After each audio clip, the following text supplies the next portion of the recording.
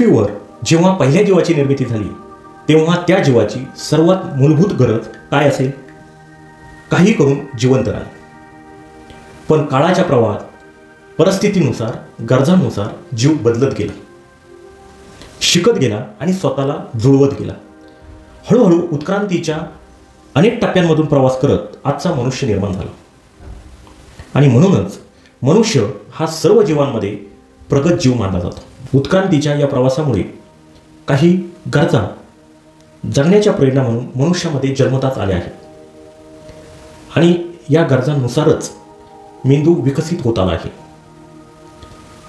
Abraham Maslow या American मानसशास्त्रज्ञांनी 5 मूलभूत गरजांचा पदानुक्रम सांगितला आहे आणि या क्रमानेच मेंदूचे 5 भाग विकसित होत आले आहेत.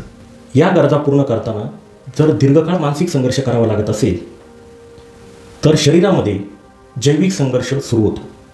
म्हणजे त्या गरजेच्या संबंधित मेंदूचा भाग प्रभावित होतो आणि तो मेंदूचा भाग जे अवयव नियंत्रित करत असतो त्या अवयवांच्या संदर्भातील लक्षणे शरीरामध्ये निर्माण होतात आणि यालाच आपण आजार म्हणतो.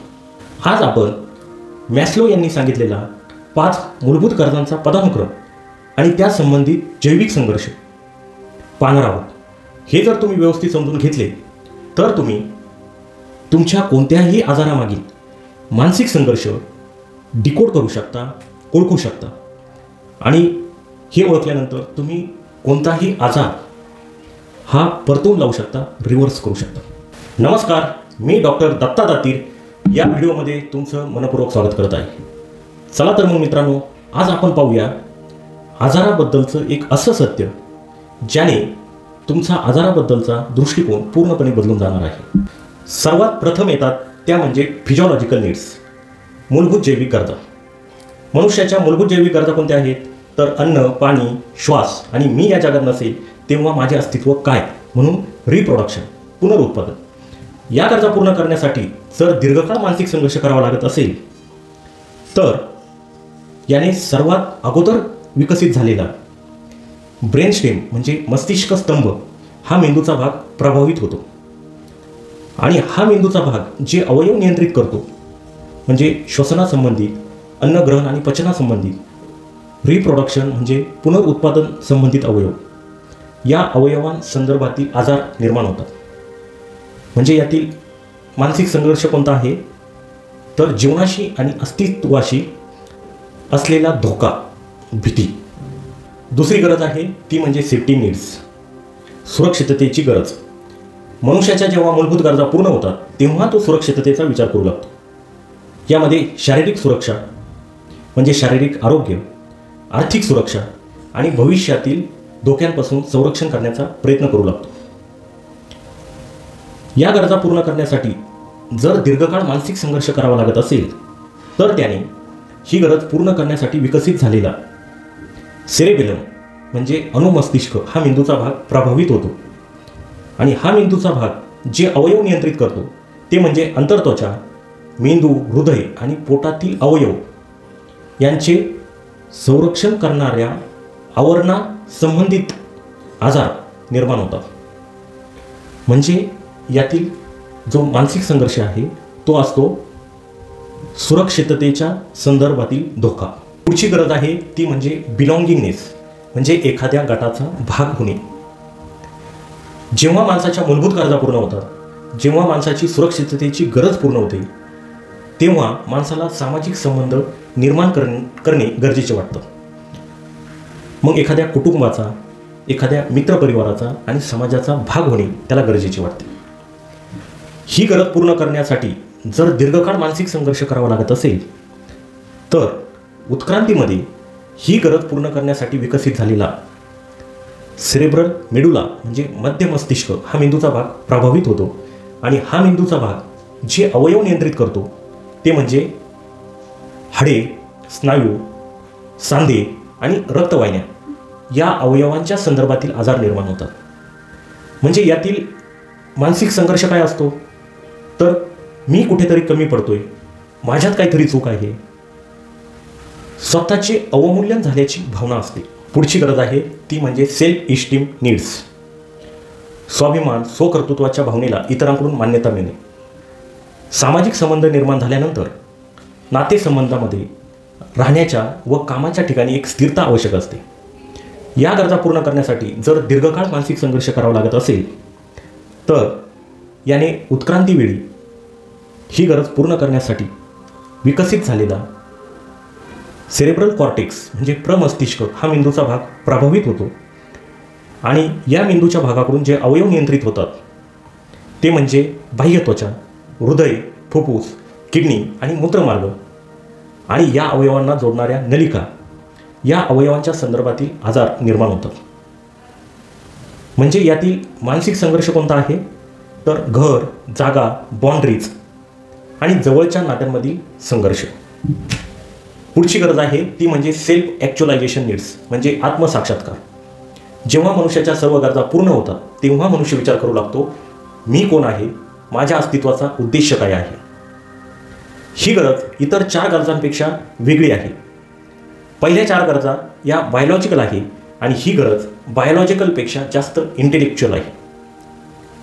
स्वतःला आणि आजूबाजूच्या जगाला समजून घेण्याची, नाविन्यपूर्ण विचार करण्याची आणि स्वतःच्या ध्येयांना पाठपुरावा करण्याची मनुष्याला आवश्यकता वाटू लागते. मित्रांनो, तुमच्या लक्षात आले असेल की आपल्या शारीरिक समस्या या जैविक संघर्षामुळे निर्माण होतात आणि जैविक संघर्ष हे दीर्घकाळ चालणाऱ्या मानसिक संघर्षामुळे निर्माण होतं. पण बऱ्याच वेळा हे मानसिक संघर्ष पिढ्यानपिढ्या चालत राहतात. म्हणजे आपल्या पूर्वजांनी जे मानसिक संघर्ष अनुभवले आहेत, ज्या भीतीमध्ये ते जगले आहेत, तसेच आपण देखील जगत राहतो. का? कारण अशा परिस्थितीत जर आपले पूर्वज सर्वाईव्ह झाले तर मी का होणार नाही. म्हणजे संघर्षाचा हा पॅटर्न आपल्याला सुरक्षित वाटतो. यापेक्षा वेगळी किंवा कठीण परिस्थिती नको आणि त्यामुळे संघर्षाचे पॅटर्न रिपीट होत राहतात. पण यामुळे आपल्या जीवनाचा उद्देश, आपले अस्तित्व यामुळे झाकले जाते. जर आपल्याला हे पॅटर्न तोडायचे असतील तर या मानसिक संघर्षाला ओळखणे गरजेचे आहे. याचा अवेअरनेस येणं गरजेचे आहे. हा पॅटर्न कसा तोडायचा ते स्टेप बाय स्टेप आपण आता पाहूया. यातील पहिली स्टेप आहे ती म्हणजे मी कोणत्या मानसिक संघर्षामध्ये अडकलो आहे त्यामागची भावना ओळखणं. दुसरी स्टेप आहे या भावनांची सुरुवात कोणत्या परिस्थितीनंतर, कोणत्या घटनेनंतर सुरू झाली. तिसरी स्टेप आहे या भावना मी या अगोदर कधी अनुभवल्या होत्या का. उदाहरणार्थ भूतकाळामध्ये कधी, लहानपणी किंवा माझ्या कुटुंबामध्ये या भावना, हा संघर्ष कोणी अनुभवला आहे का. आणि चौथी स्टेप आहे या मानसिक आघाताला, या मानसिक संघर्षाकडे नव्या समजुतीनुसार नवीन दृष्टिकोनातून पाहणे. जेव्हा आपण हा मानसिक संघर्ष समजून घेतो तेव्हा हिलिंगला सुरुवात होते. अशा पद्धतीने जर आपण प्रत्येक आजारामागील मानसिक संघर्ष समजून घेतला, त्या भावना समजून घेतल्या तर तो आजार बरं व्हायला, रिवर्स व्हायला सुरुवात होते. आता याला अडथळे काय येतात ते म्हणजे आपले काही बिलीफ, म्हणजे आजाराविषयी आपली आयडेंटिटी आपण जोडतो. म्हणजे मला संधिवात आहे, मी हायपरटेन्शनचा पेशंट आहे, मी डायबिटीजचा पेशंट आहे, अशी आपण आयडेंटिटी त्या आजाराला जोडतो. फिअर टू चेंज म्हणजे बदलाची आपल्याला भीती वाटते. म्हणजे आजार देखील आपला कम्फर्ट झोन होऊन जातो. लॉयल्टी टू फॅमिली म्हणजे आपल्या कुटुंबामध्ये हा आजार आहे म्हणजे मला देखील हा आजार असणारच किंवा होणारच असे आपण समजूत करून घेतो. आजारातून एखादा आपल्याला सेकंडरी गेन मिळत असतो. म्हणजे आजारामुळे आपल्या जबाबदाऱ्या कमी होतात, आपली काळजी घेतली जाते आणि म्हणून आपल्याला आजारातून बरे व्हायचे नसते. अशा प्रकारचे अडथळे आपल्या हिलिंगला येऊ शकतात. हे जर आपण समजून घेतले तर आपण हे अडथळे दूर करून अतिशय व्यवस्थितपणे आपण बरे होऊ शकतो. प्रत्येक आजार हा आपल्यासाठी एक मेसेज असतो. तो सांगत असतो की आपल्या आतमध्ये अशी एखादी भावना आहे, असा एखादा मानसिक संघर्ष आहे जो अजूनही अनरिझॉल्व आहे, जो सोडवलेला नाही. जेव्हा आपण हा मानसिक संघर्ष, त्यामागची भावना समजून घेतो तेव्हा हिलिंगला सुरुवात होते. मित्रांनो, अतिशय क्लिष्ट विषय मी साध्या आणि सोप्या भाषेत समजून सांगण्याचा प्रयत्न केला आहे. जर या व्हिडिओमुळे तुम्हाला आजाराच्या संदर्भात थोडा जरी विज्डम मिळाला असेल तर या व्हिडिओला लाईक करा, जास्तीत जास्त लोकांपर्यंत शेअर करा आणि असेच नवनवीन विषय माहीत करून घेण्यासाठी या चॅनलला सबस्क्राईब करा. पुन्हा भेटूया पुढच्या व्हिडिओमध्ये नवीन माहितीसह.